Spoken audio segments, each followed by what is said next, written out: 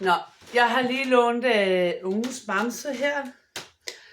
Man sørger selvfølgelig allerførst for at lave rigtig godt sæde.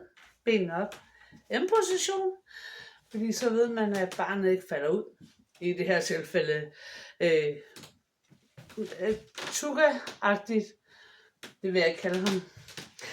Så vil jeg tage herfra, holde lige her, hoppe i ryg, og når han er kommet ud på siden,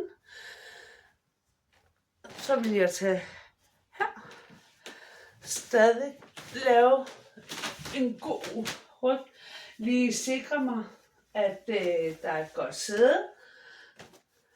Det kan jeg ikke lige mærke, når det er et bamse, men det er jeg sikker på. Så vil jeg tage op her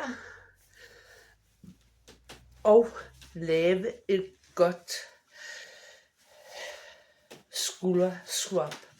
Og det er god, når man har bryster, og måske også større bryster.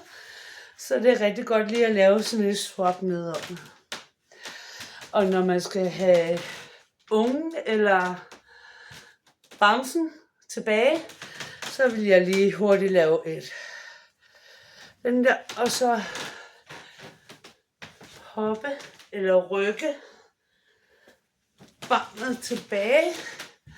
Lige sørge for, stoffet er godt nede og ud over skulderen. Og hvis jeg har brug for en stramning, så lige give det en stramme. Det er det bedste, og jeg tror, at Bami er ret glad.